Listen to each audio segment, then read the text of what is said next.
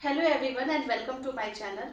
आज मैं बात करूंगी एक बहुत ही इम्पॉर्टेंट संस्था के बारे में, बहुत ही इम्पॉर्टेंट बॉडी के बारे में, जिसके बारे में अक्सर प्रीलिम्स एग्जाम में पूछ लिया जाता है। चाहे वो यूपीएससी का एग्जाम हो, चाहे यूपी पीसीएस का एग्जाम हो, एसएससी का एग्जाम, बैंक का एग्जाम, रेलवे का एग्जाम, कोई भी एग्जाम हो, उसमें ये सब चीजें पूछ लिए जाते हैं। तो आइए सिर्फ एग्जाम में आने लायक, एग्जाम के पॉइंट ऑफ व्यू से इंपॉर्टेंट जो पॉइंट हैं उन्हीं को मैं कवर करूंगी। तो आइए वीडियो को शुरू करते हैं। अगर आपने अभी तक चैनल को सब्सक्राइब नहीं किया है तो चैनल को सब्सक्राइब करें, वीडियो को लाइक और कमेंट करें। तो जिस संस्था की मैं बात कर रही हूँ उसका नाम है पीएफआरडीए। पीएफआरडीए। अब सबसे पहले इसमें क्या आएगा, सबसे पहले जो आने लायक है कि इसका पूरा नाम क्या है। तो पूरा नाम मैंने इंग्लिश और हिंदी दोनों में लिख लिया है। आप जिस भाषा में कंफर्टेबल हो देख लीजिए। तो पीएफआरडीए एक संस्था है जिसका पूरा नाम है pension fund regulatory and development authority.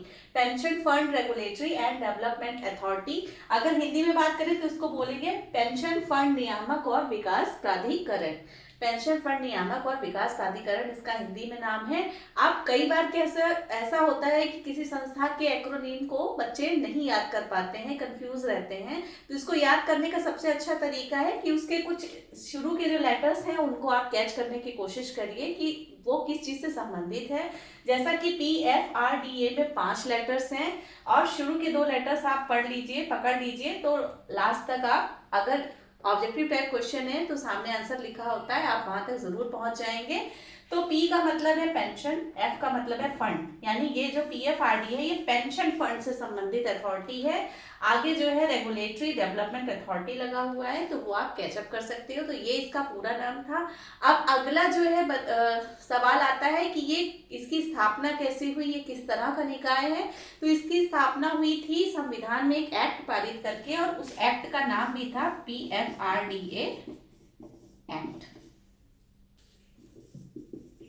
कई बार क्या होता है, इस तरह की संस्थाएं किसी एक्ट के माध्यम से ही बनती हैं और उन एक्ट के नाम बच्चों को याद नहीं होते। तो इसका एक ट्रिक ये है कि जो भी संस्था बन रही है उसी से संबंधित जो नाम होता है वही एक्ट का नाम रख दिया जाता है।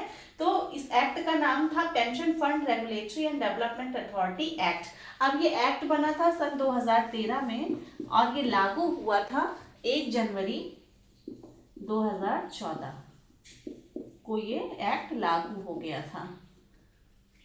तो हमने 2 चीजें अब तक देखी, इसका पूरा नाम हिंदी अंग्रेजी में और ये कैसे बना। तो ये एक एक्ट के माध्यम से बना संसद में पेश करने के बाद, यानी कि इसकी स्थापना एक एक्ट से माध्यम से हुई है। तो ये एक क्या है, ये एक सांविधिक निकाय है, सांविधिक।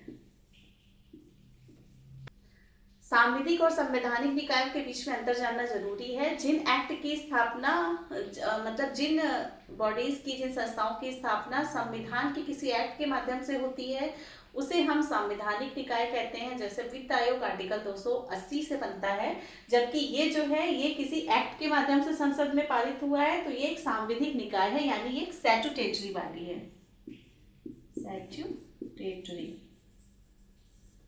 ठीक है, तो ये था यहां तक के बिंदु। अब आगे देखते हैं कि इसकी संरचना कैसी है। ये अब देखते हैं कि पीएफआरडीए की जो स्ट्रक्चर है, जो संरचना है, वो कैसे है। तो इसमें जो इसके हेड होते हैं वो एक चेयरपर्सन होते हैं, चेयरपर्सन इसके अध्यक्ष होते हैं। साथ ही इसमें जो है 6 मेंबर्स होते हैं। अब इन 6 मेंबर्स में से जो 3 मेंबर होते हैं वो फुल टाइम होते हैं और 3 जो है वो एडहॉक बेसिस पे होते हैं। और इनकी जो नियुक्ति है, इनका जो अपॉइंटमेंट है, नियुक्ति है, वो सेंट्रल गवर्नमेंट करती है। तो हमने कई सारे तथ्य अब तक देख लिए। पहले इसका पूरा नाम, इसके बाद इसकी नियुक्ति कैसे हुई, ये बना कैसे। तो इसकी जो नियुक्ति संरचना जो है वो एक चेयरपर्सन और 6 मेंबर होते हैं, जिसमें 3 फुल टाइम होते हैं। नियुक्ति सबकी जो है वो केंद्र सरकार करती है। इसके बाद इसका हेडक्वार्टर इसका न्यू दिल्ली में है।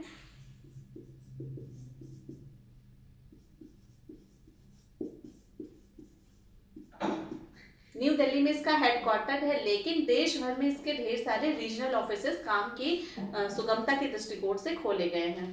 अब जो सबसे जरूरी बात है वो है इसके फंक्शन, यानी ये जो पीएफआरडीए है इसका काम क्या है। तो आइए देखते हैं कि इसका क्या फंक्शन है। तो जैसा कि इसका नाम ही बता रहा है कि एक पेंशन फंड को रेगुलेट करने वाली संस्था है। तो जितने भी पेंशनर्स हैं, जिनको भी पेंशन मिलती है सरकार की तरफ से, उन सबके हितों की सुरक्षा करना इनका काम है। और सरकार की जो दो बड़ी स्कीम चलती है पेंशन को लेकर, एक है एनपीएस।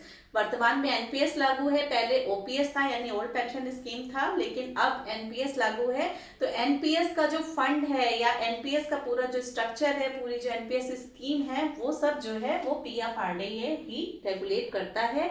इसके बाद एक जो सरकार की मेजर योजना है अटल पेंशन योजना, उसका भी सारा रेगुलेशन पीएफआरडीए के माध्यम से ही होता है।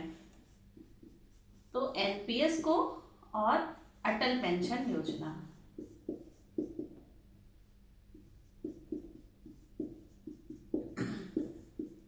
इस योजना को रेगुलेट करना, इसका जो फंड है उसको मैनेज करना किसका काम है, वो है आपका पीएफआरडीए का काम। एनपीएस के प्रावधानों को मैं अलग से किसी वीडियो में कवर करूंगी। तो ये हो गया जो है इसका मुख्य काम। इसके बाद इसके जो आपके पेंशनर्स हैं, उनके मतलब जो सब्सक्राइबर्स हैं, पेंशनर्स हैं, उनके हितों को सुरक्षित करना, उनको एजुकेट करना, ये सब भी इसका काम है पीएफआरडीए का। और इसकी संरचना अभी हमने देखी, ये लोग एक एडवाइजरी कमेटी भी बनाते हैं जिसमें मैक्सिमम 25 मेंबर्स हो सकते हैं, काम की सुगमता के दृष्टिकोण से। और इसका काम ये भी देखना है कि जो इकोनॉमिक कॉस्ट आती है पेंशन फंड स्कीम्स और इनके रेगुलेशन से संबंधित, उसको कैसे कम किया जाए ये, और ग्रेवियंस रेडिशन यानी शिकायत निवारण, शिकायत समाधान तंत्र को मजबूत करना, ये भी पीएफआरडीए का ही काम है। अगर कोई विवाद उत्पन्न हो जाता है पेंशनर सब्सक्राइबर्स के बीच और सरकार के बीच, तो उसका समाधान करना भी पीएफआरडीए के ही परव्यू में आता है। जितने भी इंटरमीडियरीज हैं, यानी पीएफआरडीए अपने आप में एक बहुत बड़ा स्ट्रक्चर है और एनपीएस अपने आप में एक बहुत बड़ी स्कीम है। तो इसको रेगुलेट करने के लिए बहुत ढेर सारे इंटरमीडियरीज रखे गए हैं जो बीच में अपना अपना रोल अदा करते हैं। तो अभी इंटरमीडियरीज के बारे में बताऊंगी। तो इनको एजुकेट करना, इनको रेगुलेट करना, इनको रेगुलेट करना, ये भी पीएफआरडीए का ही काम है। अब जो इंटरमीडियरीज की बात मैंने की, तो एक एनपीएस ट्रस्ट बना हुआ है। इसके बाद आपकी एक रिकॉर्ड कीपिंग एजेंसी है, पॉइंट ऑफ प्रेजेंस और trustee pension fund, trustee bank, pension fund, ये सब इंटरमीडियरीज हैं जो पीएफआरडीए के बिहाफ पे काम करते हैं। और इसने पीएफआरडीए ने इंडियन ट्रस्ट एक्ट 1882 के तहत एक ट्रस्ट की स्थापना भी की है जिसका काम है पेंशन फंड मैनेजर्स के कार्यों को देखना। पीएफआरडीए, इसके पहले अभी हाल में मैंने नाबार्ड पे भी एक वीडियो बनाया हुआ है जिसमें मैंने होलिस्टिक सारी जानकारी कवर की, आप उस वीडियो को भी जरूर देख लीजिएगा। तो पीएफआरडीए इंडिया में पेंशन फंड को रेगुलेट करने वाली एक प्रमुख संस्था है। एनपीएस और अटल पेंशन योजना सरकार की तरफ से जो चलती है उसका सारा रखरखाव पीएफआरडीए ही करती है। एनपीएस में जो आपके सरकारी कर्मचारी हैं जो योगदान देते हैं, वो सारा पैसा पीएफआरडीए के पास ही संरक्षित रहता है और पीएफआरडीए ही अपने बिहाफ पर उसको मार्केट में इन्वेस्ट करता है। तो ये सब चीजें हैं और पीएफआरडीए के बारे में सारी जानकारी मैंने दी। उम्मीद करती हूँ कि ये वीडियो आपके लिए हेल्पफुल रहेगी।